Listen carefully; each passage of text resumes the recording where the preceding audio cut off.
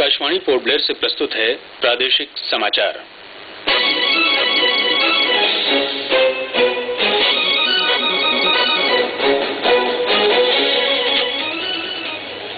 प्रधानमंत्री नरेंद्र मोदी ने कहा है कि उनकी सरकार सभी धर्मों से संबंधित लोगों के अधिकारों की रक्षा के लिए प्रतिबद्ध है। पाकिस्तान ने लश्कर-ए-तैयबा के सरगना ज़की-उर-रहमान लखवी को जेल से रिहा कर दिया है।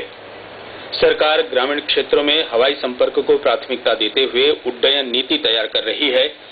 पोर्ट ब्लेयर के नेताजी स्टेडियम के तरणताल में कल एक 13 वर्षीय छात्र की डूब जाने से मृत्यु हो गई और द्वीप समूह में नियमों का उल्लंघन कर किराए पर मोटर वाहन और मोटरसाइकिल उपलब्ध कराने वालों को चेतावनी दी गई है।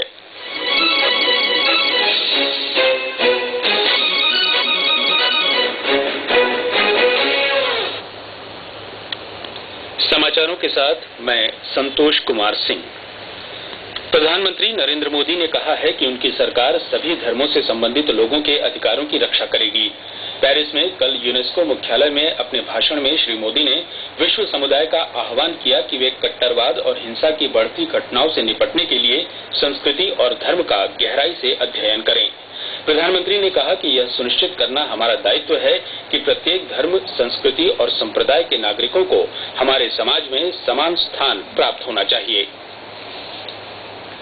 पाकिस्तान में लश्कर-ए-तैयबा के सरगना और 2008 के मुंबई आतंकी हमलों के षड्यंत्रकर्ता ज़की-उर-रहमान लखवी को कल रावलपिंडी के अदियाला जेल से रिहा कर दिया गया।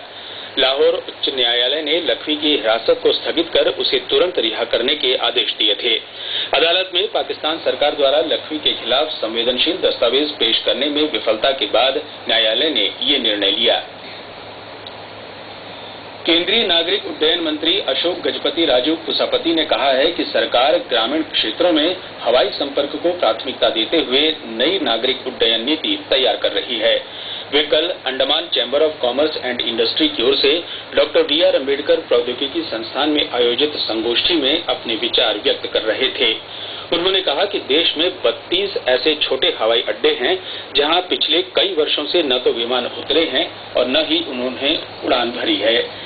केंद्रीय मंत्री ने कहा कि सरकार ऐसे सभी हवाई अड्डों का संचालन शुरू करेगी।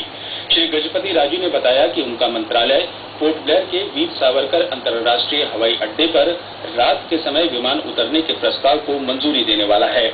उन्होंने द्वीप समूह में पर्यटन क्षेत्र में और विविधता लाने की आवश्यकता पर बल दिया।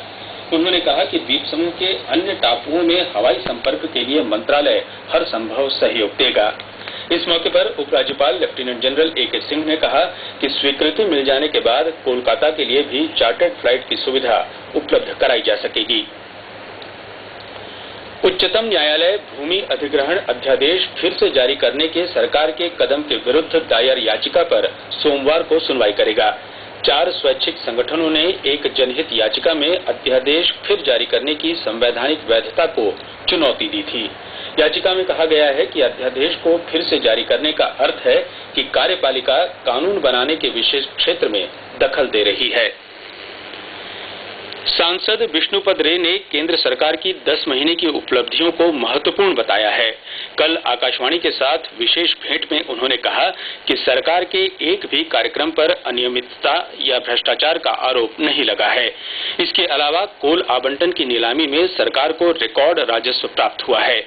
उन्होंने कहा कि 319 कोल ब्लॉकों में से अभी तक सिर्फ 19 ब्लॉक की नीलामी से इतनी बड़ी धनराशि प्राप्त हुई है।